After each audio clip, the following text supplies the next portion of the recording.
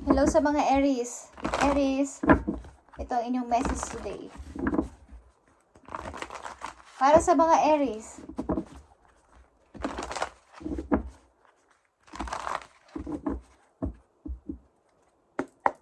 Aries, this is for you. Andito ang overcoming obstacle. Ito ay Ace of Swords. Aries, you can overcome anything. Ano man ang nararanasan nyo sa kasalukuyan o nararanasan pa rin. Is ma-overcome nyo to, guys. Ma-overcome nyo. Kahit ano man ang mangyari. Kahit anong nangyari o ano man ang mangyayari is inyo itong malalagpasan. Ito ay Ace of Swords. Pagtatagumpay sa problema o magtatagumpay kayo sa problema kung ito pa ay hindi nangyayari sa inyo o mangyayari pa lang is nandito na ang message for you, Aries.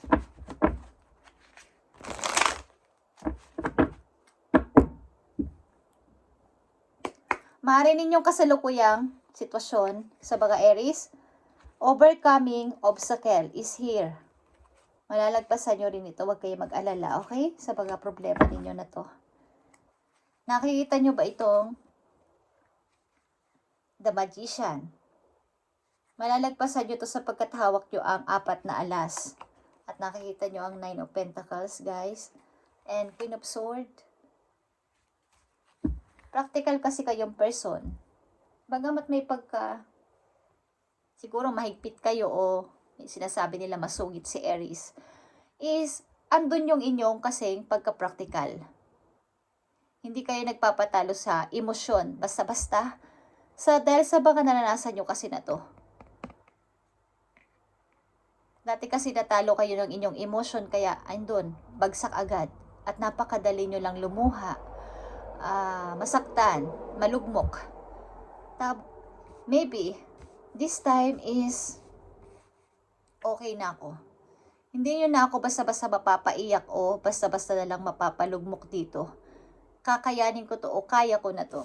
First message for you, katulad dito, 8 of Cups. Kahit na iniwan mo ko, ano naman, okay?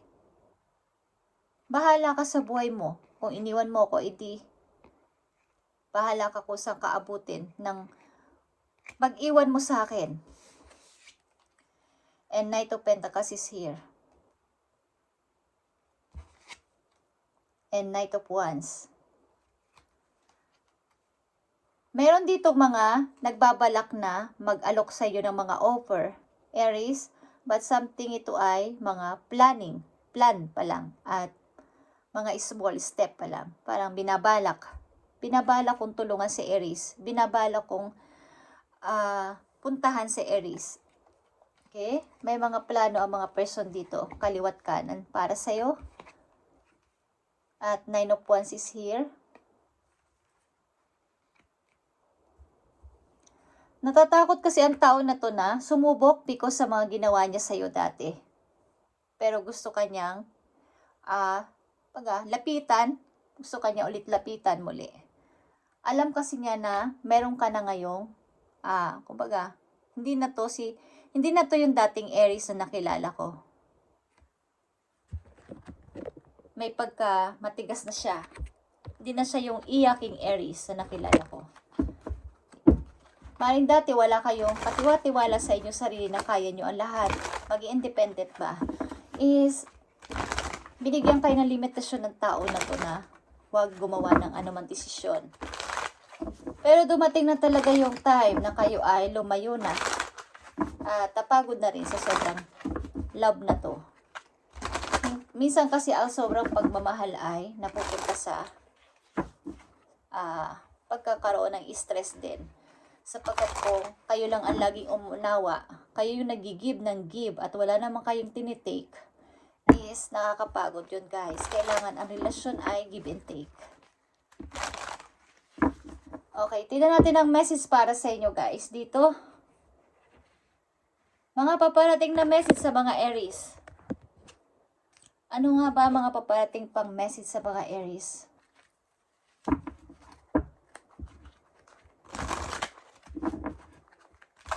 Message today sa mga Aries. Bigay mo ang tamang message please sa mga Aries. I need message for Aries. I need message for Aries. Thank you. Okay. Andito ang Three of Pentacles. Okay. So, iniwan mo ko at kailangan ko mag-start. Kung iniwan mo ko, kahit walang-wala ako. Kailangan ko mag-start ng bago, kahit na unknown. Para sa akin ang lahat. Wala akong kaalam-alam because wala akong, hindi ko nakasanayan ito. Parang ilan sa inyo ay nakadepend sa tao na to. Kapag kinontrol kayo ng person na to na kahit naman huwag ka nang magtrabaho, kahit naman ito ka lang sa bahay, or kahit na wala kang alam is, ang tao na to yung nasusunod.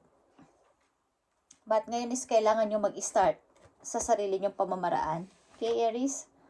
Page of Swords is here. Maaring may nagsusubaybay sa'yo o may nag-i-spy sa'yo na isang tao na gusto kang bigyan ng offer. Capricorn Aquarius is here. Okay. At the Empress is here, guys. Okay. Ang isang person naman dito ay hinahangaan ka sa pagiging isang ikaw. Bilang isang nagsisimulang babae o ano man ang kasarian ninyo ay humahanga ang tao na sa sayo. Kaya lang may takot siya. Plano niyang puntahan ka, plano niyang bisitahin ka, but ang tao na to ay naiilang sa'yo. Okay? Parang ina-idol ka nito sa iyong kagandahan. Okay? Kagandahan ng mula sa inyong physical at sa inyong style. Hinahangaan ka ng person na to. Okay, nandito ang Queen of Cups, guys. Sa Nine of Wands. Pagamat may ganitong klaseng nangyari sa buhay mo between sa tao na to ay pinipilit mong huwag siyang patulan. Lalo na sa harsh na pagsasalita o masasakit na word. Inuunawa mo siya. Kung bakit siya nagkaganon, bakit ginawa niya to sa akin, is meron ditong unawaan, guys. Meron kang pang-unawa sa person na to. Meron dito nagsusubaybay sa'yo o nag-i-spy, guys. May dalawa yata ditong person na may gusto sa'yo, Aries. O may nagkakagusto sa'yo dalawang person dito. Message sa mga Aries, career man to sa kanila, para to sa kanilang career o sa kanilang paalala sa kanila. Okay? Nandito ang settling. Settling, okay? Marami itong ways o maraming daan, guys. Nakikita nyo ang daan na to. 1, 2, 3, 4, 5. Okay? 5 na road o mga liko-liko. Kung saan kayo dadaan dito. Give yourself the time and space to evolve and discover your true path. Kumbaga, bigyan mo ng space o ng privacy ang iyong sarili na makapag-isip-isip ano ba talaga ang dapat kong i-select na o i-choose na ngayong taon na to, ngayong buwan na to. Kasi marami nga kayong offer. Marami nagkakagusto sa mga Aries na nandito sa reading today. Kaya, kailangan yung mamili ng wise. Your soul is telling you, you're on the wrong path. Parang sinasabi ng utak nyo o ng inyong sarili. Okay? Yung intuition nyo na nasa mali kang sa kasalukuyan ninyo. Nasa mali kayo. Okay? Maling path. Para sa tagumpay. Kumbaga, para sa tagumpay. You're avoiding that needs to be done because it feels too difficult. Nagtatalo-talo yung iyong puso, yung iyong isip, okay? Kung alin dito sa mga tao na to, sa sitwasyon na to, ang dapat kong i-choose. Okay, guys. Ang mga Aries na nandito sa reading ay nahihirapang mag-choose sa mga tao nag-o-offer sa kanila o nagkakagusto sa inyo o nagbibigay ng parang iniisip nyo kasi ang inyong future. Okay? Sa ilang Aries na nandito. So, mayroong involved na money. Meron ding involved sa kagandahan ng buhay o magiging magandang buhay sa hinaharap ang sangkot dito o involved dito sa inyong reading. Okay? So, kaya gulong-gulo kayo kung sino at ano dito ang aking pipiliin.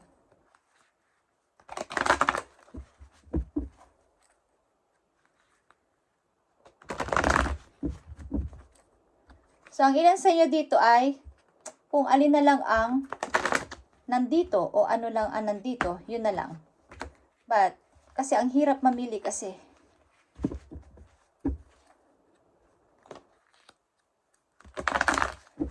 Message mo sa mga Aries, ito man ay paalala sa inyo o inyong mensahe. Tingnan natin. Thank you, Spirit. Okay, nakikita nyo ang partnership and alliance is here. Kung hindi ikaw ito, ang iyong magiging partner ay kailangan ka. Kailangan niya ng alliance, kailangan niya ng partnership. Ito ay Sagittarius energy, but depende sa inyong karelasyon o taong mamimit. Okay? Ito ay nasa energy ng Sagittarius. Okay, guys? Or fire sign. Katulad ninyo. Ang tao na to ay maunawain, guys. Maaaring ito ay babago niyong kakilala, Aries. At kailangan ng tao na to ng partnership o alliance. Diba pag nasa game kayo, kung sino mga nag-game sa inyo is, kailangan mo ng kaalyansa para malakas yung team ninyo, diba? So kung kayo may partner na magtutulungan kayo sa sa inyong pagsisimula is, magkakaroon ng pag-angat o pag-grow ang isang, kumbaga may i-create kayong anumang bagay is mas maganda yung may partner kayo o may kaalyansa, di ba? Okay? So, ang tao na to ay maaaring mamimit mo sa ganitong klase na kailangan niya ng makakausap, kailangan niya ng konting help, hindi naman sa money, kumbaga sa emotion, okay? Ang tao na to na makikilala niyo.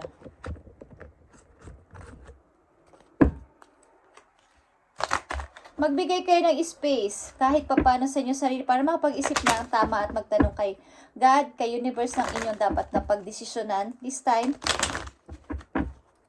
Dahil parang nararamdaman ng ilan sa inyo na kayo ay namamali ng path. Ang ilan naman sa inyo ay nalilito.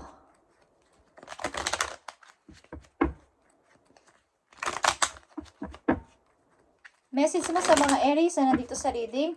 At naguguluhan sila kung alin dito at sino dito ang kanilang pipiliin. Tamang path sa kanilang buhay o pagre-restart sa buhay, ibigay mo ang tamang message. Ang ilan din sa inyo ay mahilig magsulat ng mga novels or something, writer, ang ilan sa inyo. Nagsusulat-sulat ng mga kwento-kwento, okay?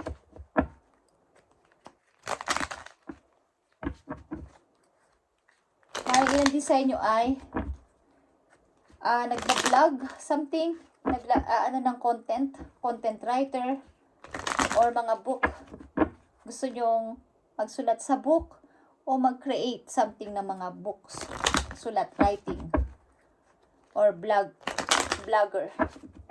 Kahit sa internet ay gusto nyo magsulat kung may chance. Okay? Ilang sa mga Aries. Aries, message for you dito. Maaaring may kaugnayan sa inyong pag-choose sa inyong path na to at naguguluhan kayo. May mga opera mga tao dito sa inyo.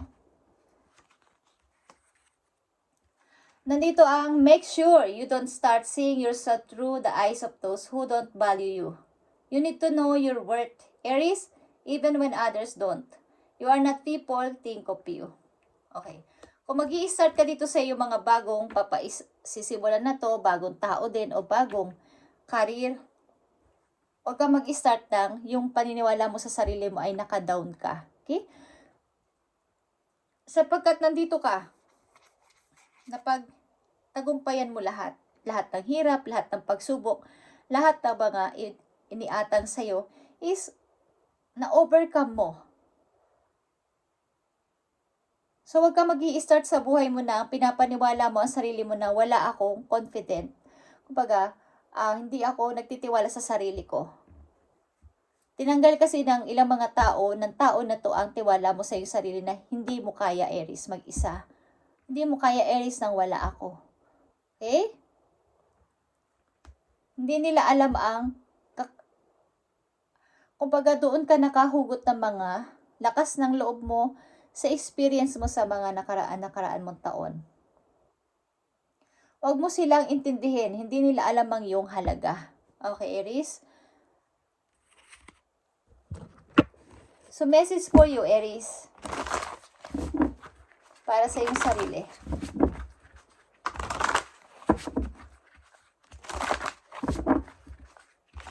Meron ka ditong tatlong tree, guys. Ito ay pag-grow. Aries, ito ay restart. Nandito din ang The Empress. Isa itong matagumpay na person o magtatagumpay na person. Kailangan mo lang dito ng partnership, something, kaalyansa. Okay. Message for Aries. Thank you. Nakikita nyo ang morning. Okay? Morning, Aries.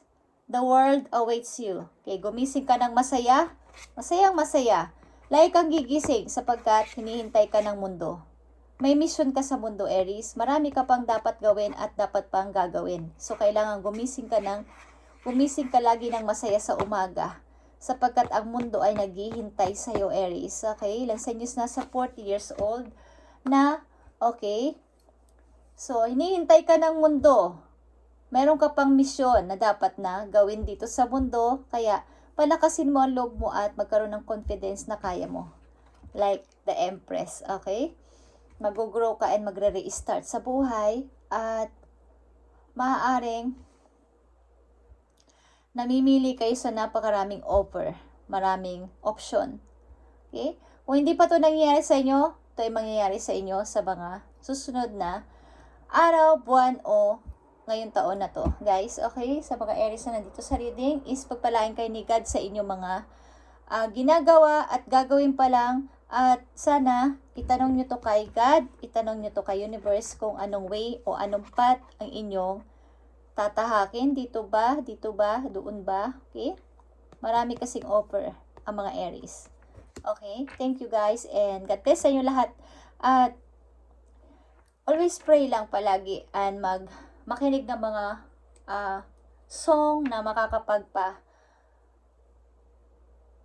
magkakaroon kayo ng peace sa inyong puso. Okay? Aries, thank you and God bless.